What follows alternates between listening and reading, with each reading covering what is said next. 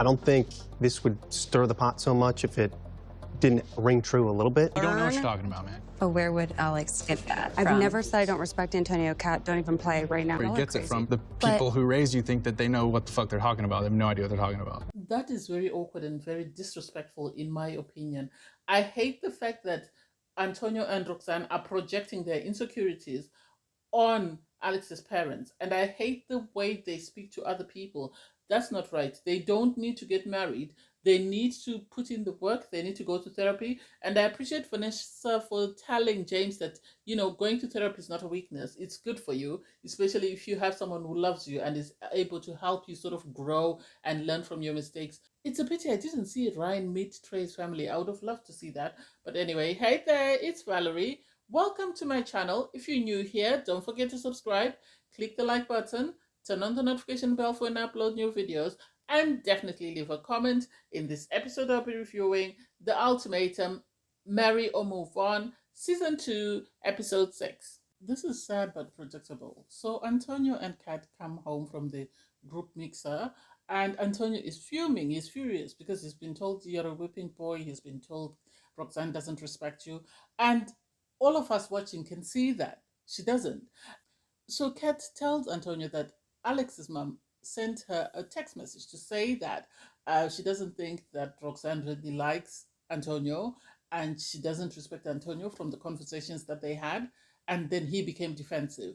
I think he's so in denial. He sees what he wants to see, Antonio. He doesn't want to listen to anyone who tells him what goes against what he believes, because to him, he's destined to be with Roxanne forever.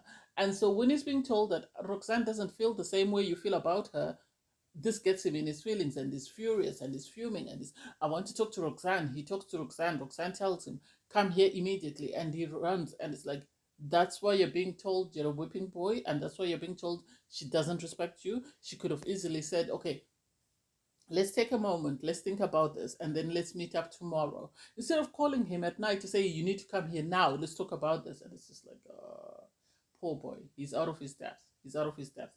He needs to find someone who's more in his lane, because Roxanne is not it. And then Roxanne is now furious at the house. She's waiting for Alex to come back. As soon as Alex comes back, she's in attack mode. She asks him what happened at the party. He's sort of very vague in what he says. Oh, it was a great time, blah, blah. And then she brings up the comments that Antonio told her. I said Antonio was a whipping boy. You said that I don't respect him whenever I ever told you.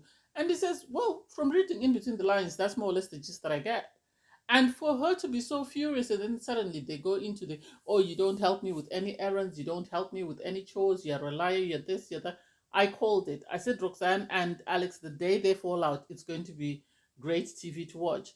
And this is what has happened, because I can't quite get exactly why they've fallen out, because the issue with the dishes and the bins and everything else had nothing to do with the conversation about the comments that Alex made. So for Roxanne to be upset with Alex as though he's committed this big sin doesn't make sense, given the fact that she was also making sort of some negative comments to Kat. The only difference is Kat hasn't told Alex, but she's already been told by Antonio. That's the difference. But they're both in the wrong, and they both need to reflect on what they've done and then apologize to one another.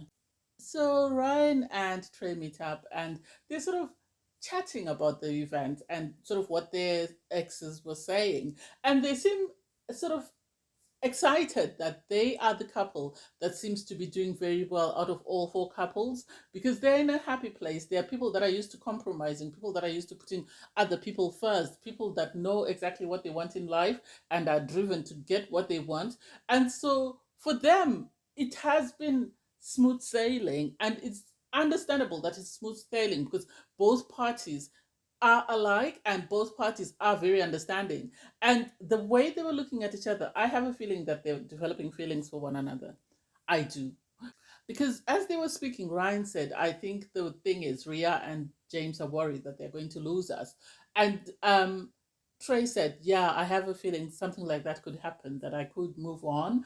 And this is because James told him that you might want to consider moving on because I don't think Rhea is the best for you. But he didn't repeat that. Instead, he just continued this conversation. And you could see that it gave Ryan pause for thought to think, oh, so if he moves on from Rye, Does that mean I have a chance? Because she said the only reason why she wouldn't consider moving on with Trey is because she's worried that he would still be in love with Rye. I think they'll make a cute couple. I've said this before and I'll say it again. I really love them together. I really love how they work as a cohesive team, how they sort of complement each other in whatever they're doing. So it would be cute to see. It would be cute to see. On the other side, you have Rye and James sort of catching up and sort of having a conversation on what their exes have told them.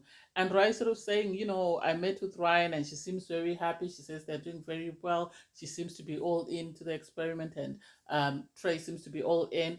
And this got James's antenna up, because then he asked, what do you mean they're both all in? What does that mean? I think for him, he started thinking of them having sex, them making out. I think that's what he thought by all in. And I also think Rai was very strategic in how she said it, because she just wanted him to know that you are withholding stuff and she is carrying on like, it's any other day. So it's up to you what you decide. And you could see it was very awkward. You can see they're not getting along. Something is not right. I don't know why the producers haven't shown us. But I think it's the fact that they might have been attracted to one another, but the problem is they're too broken to want to explore that. And because they're too broken and don't want to explore that, this is why they're in the situation that they're in, that they're struggling to know how to move forward or how to continue to participate fully in this experiment. And then you then see Roxanne and Antonio. Antonio ran all the way to Roxanne's place, and Roxanne is, oh, you ran all the way here. And it's like, what did you expect? You told him to come here now. So he was going to run to you to make sure that you saw him because you wanted to see him. And then they're having this conversation.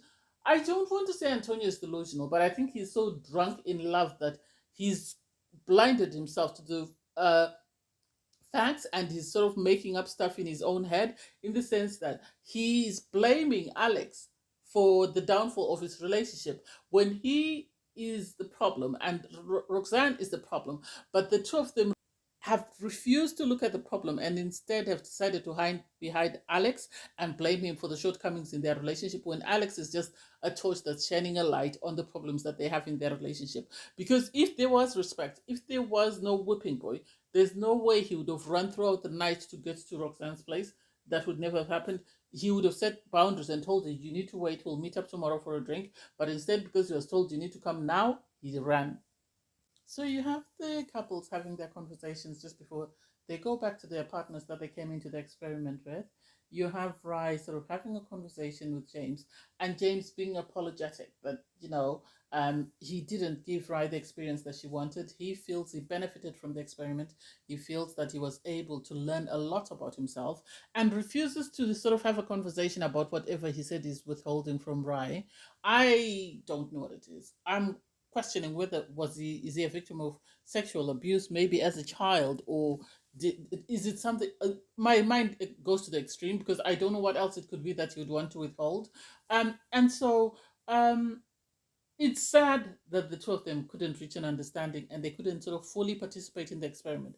I think they realized that they were two broken people that, if left to their own devices, or if they completely let go, then they would have betrayed their partners, or they would have cheated on their partners, not just emotionally but physically.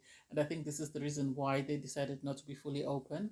Whereas with Ryan and Trey, they're having a conversation, obviously. They seem very sad that they're about to part, because they have this conversation, like with Trey asking, will I still be able to text you once we go back to our partners if I need to sort of just catch up with you? And she's like, yes. Will we be able to meet up after the experiment to just have a drink or something? And she's like, oh, well, it depends on the result of the experiment, on what happens. I think if she's with James, she would want to sort of break away from Trey completely. I feel like Ryan has developed feelings for Trey, but has decided to sort of withhold that information. Whereas Trey is very expressive, in the sense that he has told Ryan that he's developed feelings for her. And so even the producers asked him that, do you see yourself being with someone like Ryan?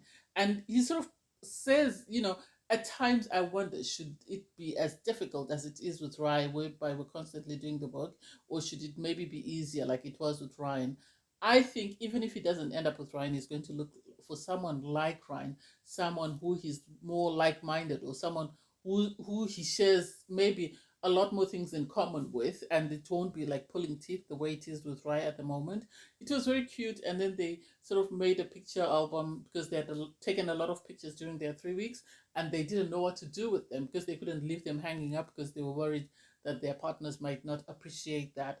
I don't even know who's going to keep the picture album. Maybe it will be Trey. I don't know. But it was very cute to see them and how you can tell that they've really developed this big bond. It reminded me of Mel and Lexi from the Ultimatum Queer, of how close they were, and this is the impression that I'm getting of these two, that even if they don't choose to be with one another, they're always going to be in each other's lives because they've created this very strong bond. And maybe if it doesn't work out with either one of their partners, I wouldn't be surprised if they choose to get married. If they're fully over their partners, I wouldn't be surprised if they fully decide to get married and just be a couple, because they really function very well and they really are very cute together. So you have Roxanne and Alex having a conversation as they're packing, and Roxanne is sort of apologizing about the way she spoke to Alex because she feels no one deserves to be spoken to like that. She doesn't always speak to people like that, and she doesn't know what happened for her to behave the way she behaved. And then she turns around and says to Alex, "Oh, do you have anything to say?" I think she expected him to repeat verbatim whatever she said. And because he didn't repeat that and he just said, "No, I'm good," that upset her. And the problem with Roxanne and Antonio is they are coupled up with people that are an exact replica of themselves. So it's like looking in the mirror. And so they hate what they see in the mirror, but they don't acknowledge that this is me as well. This is how I behave.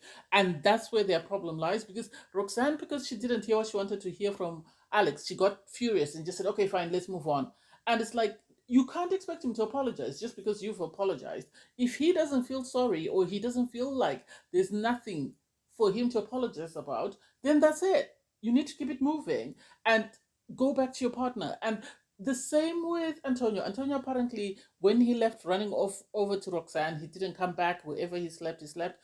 And you have cats sitting there and saying, "I don't know where Antonio is. He didn't come back last night. And I went out for errands this morning. And when I came back, all his clothes are gone." And then suddenly he appears. I don't know whether the producers called him.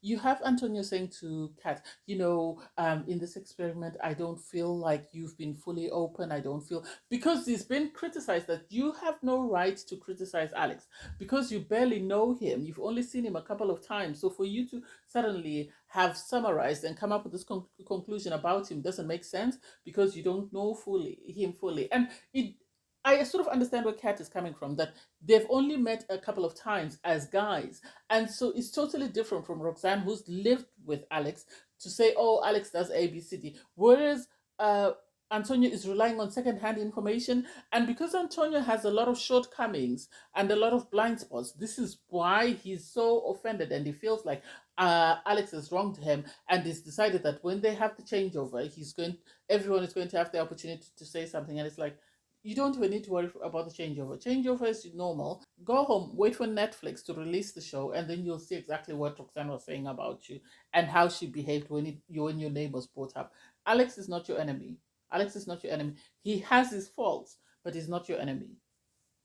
I think the other thing that's annoying for Antonio is the fact that Alex is the man that Roxanne wants, or he has the qualities that Roxanne is looking for in a partner. And Antonio knows he can never sort of measure up to that. And this, I think, is why he's offended. This is why he's projecting that, "Oh, Alex is trying to steal my girl." I don't think Alex is trying to steal his girl. At the changeover, it's interesting because when it says "now there," so you have the couples arrive, and every other couple, they look like they wanted to run away from each other. They look like they couldn't be more far apart than if somebody else asked them to stand apart. And yet when Ryan and Trey came in, Ryan was holding onto Trey's arm. They seemed very comfortable around each other. So everybody then sat down at the table. And I don't know why they did this. They decided to start with a positive couple. They started with Ryan and Trey. And Ryan and Trey were very excited about their experience, how much they enjoyed their time together, how much they feel they've grown as people. So Ryan, just mentioned that her brother and his girlfriend really liked Trey. They really felt that he was good for her. And he helped her open up and be more sort of confident in her own skin. this didn't sit well with James. You could tell by the look on his face that he wasn't happy. And then when Trey said he had developed feelings for Ryan, that was the cherry on the top, because then you could see Raya's foot shaking under the table. That she was furious. She was furious, and it was just like, you have to allow them to speak positively about their experience. Yes, it hurts your feelings, but at the same time, this is how they felt when they went through the experiment. And then at that point, James was like, oh, on the day we went through, the coupling up, I immediately realized that Ryan was the girl for me. I should make an amazing girl. I didn't want anybody else. She was it for me.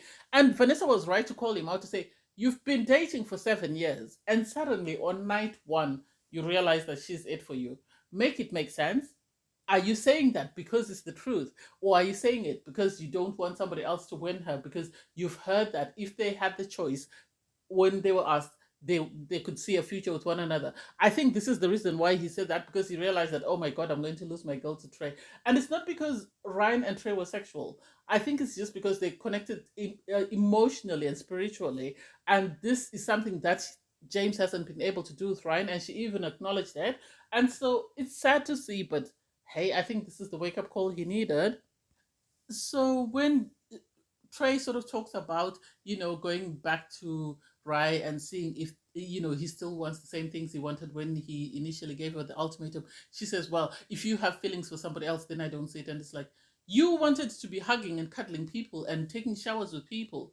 And Trey never said anything. Suddenly, because he said he's developed feelings, that means he was fully open to the experience. You can't blame him for being open to the experience. You can't, set parameters when you didn't set boundaries before you went in. Had you set boundaries, then he wouldn't have crossed them. Now he's developed feelings. You're telling him, no, you shouldn't have developed feelings. I'm sorry, but it's a bit too late. So you have Rye and Trey go home, and they're having a conversation because she's in her feelings about the fact that Trey confessed that he had developed feelings for Ryan. So she doesn't know how she'll be able to sort of get over that hump. I think this is an excuse on her part. Okay, she is entitled to feel some type of way that her partner that she came into the experiment has developed feelings for somebody else. But as Trey said, if you had got the full experience as I did, you might have caught feelings as well for James. And she's like, no, I would never have done that because I promised myself. I think Ryan didn't really love Trey like that enough to marry him. And now she's looking for an excuse, sort of like a justification as to why she's going to break up with him. I don't think she really came into the experiment with the idea or with the impression that she would ever say yes to him if he decided to propose to her. So her coming up with this, oh, I don't think I'll ever get over the fact that you had feelings for someone. He's a human being. He didn't say he acted upon them. He said he had feelings, but he never said he acted upon the feelings that he had for Ryan. So to say that that's the reason why you don't see a future with him doesn't make sense to me. If he said he was going to act upon his feelings, then yes. And for her to say, "Oh, you're only back to me because Ryan declined you," and it's like, no, I don't think that's the situation. It seems Ryan was interested, and it seems he might have been interested had they both been willing to take the jump, or had they both been brave enough to sort of take that leap of faith. But because they're both not brave enough to take the leap of faith, they've decided to stick to what they know. It's not like the offer was put out there and it was declined. It was never put out there. So for her to try and use this as an excuse, I think she's just behind trying to look for an excuse to back out from her relationship with Trey. I think she would have gone with anyone who had paid her attention. And sadly for her, Brian pulled out of the experiment because Lisa said she was pregnant. That's the impression that I'm getting. But anyway, thanks guys for watching. Please don't forget to like, share, comment, and subscribe. Bye everyone.